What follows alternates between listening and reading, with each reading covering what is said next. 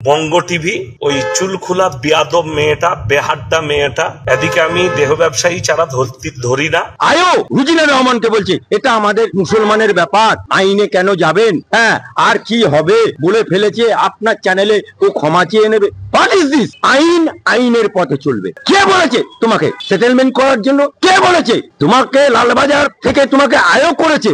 তার মানে কি সেটেলমেন্ট করতে বলেছে তোমাকে? হ্যাঁ, ইসলাম বড়, তোমার ধর্ম বড় হয়ে গেল, তুমি ডিউটি বড় হলো না? যদি ফার্দার ওই আয়ো আমাদের ক্লায়েন্টকে কোন রকম ভাবে ডিস্টার্ব করে আর যদি এভিডেন্স সহ চার্জশিট যদি না দেয়, ইসলামিক জলসা ইয়াসিন যার বাড়ি বর্ধমান জেলায়, সেই ইয়াসিন ডাইরেক্ট একজন মুসলমান মৌলানা জলসা করে 50,000 টাকা ফি, 50,000 টাকা ফি জলসা করতে গেলে, এবং এসি ঘরে তাকে থাকতে দিতে হবে, এবং তার আপ ডাউন গাড়ি খরচা দিতে হবে, এবং সে 1 ঘন্টা থেকে 2 ঘন্টা বক্তব্য দেবে 50,000 টাকা।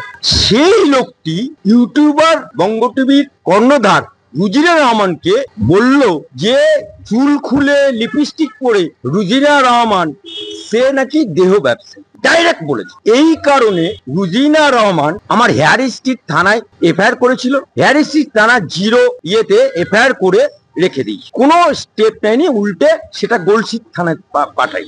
এই নিয়ে আমি আমার ফার্ম লিগ্যাল লিঙ্ক, আমার ফার্মের রুজিনা রহমান আসে এবং আমরা এটাকে 35 নম্বর ঘরে তীর্থঙ্কর জাস্টিস তার ঘরে মামলা করি, এবং সেই মামলার পরিপ্রেক্ষিতে স্টেটকে রিপোর্ট দিতে বলে। স্টেট রিপোর্ট দেয় যে হেয়ার স্ট্রিট থানা 0 এফআইআর করেছে এবং ওটা গলসি থানা। তাতে বিচারপতি ক্ষুব্ধ হয়ে সঙ্গে সঙ্গে ওই দিনই ওই মামলাটা Lalbazar cyber crime, Lalbazar cyber crime.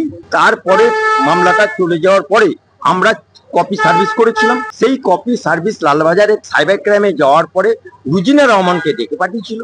Rozina Rahman গেছিল এবং তার বক্তব্য দিয়েছিল, এবং যে বক্তব্যটা ইয়াসিন দিয়েছিল সেই বক্তব্যটা পেনড্রাইভে করে এভিডেন্স সহ দিয়েছিল লালবাজার। সেদিনকার লালবাজারের যিনি দায়িত্বে ছিলেন তিনি একজন মুসলমান সাজিদুর রহমান, তাকে আয়ো হিসাবে নিযুক্ত করেছিল। সেদিনকে সাজিদুর রহমান বললেন এটা করা স্টেপ নেওয়া হবে, অনেক কিছু। আবার আজকে সেই সাজিদুর রহমান আয়ো রুজিনা রহমানকে বলছে যে এফআইআর হয়েছে, তুমি এটা তুলে নাও, কি হবে এটা মিউচুয়াল করে নাও। What is this? What is this? আইন আইনের পথে চলবে, আইন আইনের পথে চলবে। তুমি সেখানে একজন, আমি বলে দিচ্ছি, অনেকে বলে মাওলানা, অনেকে বলে মাওলানা, আমি বলে দিচ্ছি Yasin class 6 pass, class 6 pass. মাওলানা হতে গেলে এমএম ডিগ্রি চাই, মুফতি হলে পড়তে চাই, কোন শিক্ষিত বিশ্ববিদ্যালয় থেকে উনি ডিগ্রি নেন, মানে মাধ্যমিকও পাস করেনি, ক্লাস 6 পাস। চ্যালেঞ্জ করছি ইয়াসিনকে, 6 পাস। ও বাংলার কোন জায়গায় কোন মাদ্রাসায় চান্স পায়। ওই ব্যক্তিটি তৃণমূলের হয়ে দালালি করে।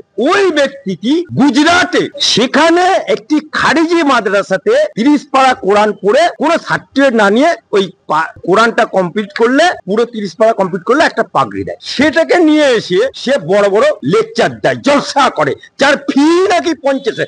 ক্লাস 6 পাস, তার ফি হচ্ছে 50,000 টাকা। ধর্মীয় কোন জায়গায় লেখা আছে? কোরআনে কোন জায়গায় লেখা আছে? হাদিসে কোন জায়গায় লেখা আছে যে ক্লাস 6 পাস সে তার ফি হবে 50,000 টাকা? আমরা উকিল হয়ে অনেকে 50,000 টাকা ফি না, একটা ক্লাস 6 তার ফি হচ্ছে ধর্মীয় জলসা। কোন হাদিসে লেখা আছে? কোরআনে কোন জায়গায় লেখা আছে? এবং মৌলানা, ওয়েস্ট বেঙ্গল মৌলানা অ্যাসোসিয়েশন থেকে আমাদেরকে লিখিত আকারে দিয়েছে সে মৌলানা না, এবং লালবাজারে আয়ের সামনে সে স্বীকার করেছে আমি ক্লাস 6 পর্যন্ত পড়েছি।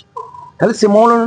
এবং আয়ো বারবার তাকে রুজিনা রহমানকে বলছে এটা আমাদের মুসলমানের ব্যাপার, আইনে কেন যাবেন, হ্যাঁ আর কি হবে বলে ফেলেছে, আপনার চ্যানেলে ও ক্ষমা চেয়ে নেবে। What is this? আইন আইনের পথে চলবে। কে বলেছে তোমাকে সেটেলমেন্ট করার জন্য? কে বলেছে তোমাকে লালবাজার থেকে তোমাকে আয়ো করেছে? তার মানে কি সেটেলমেন্ট করতে বলেছে তোমাকে? হ্যাঁ, ইসলাম বড়, তোমার ধর্ম বড় হয়ে গেল, তুমি ডিউটি বড় হলো না? যদি ফার্দার ওই আয়ো আমাদের ক্লায়েন্টকে কোন রকম ভাবে ডিস্টার্ব করে আর যদি এভিডেন্স সহ চার্জশিট যদি না দেয়,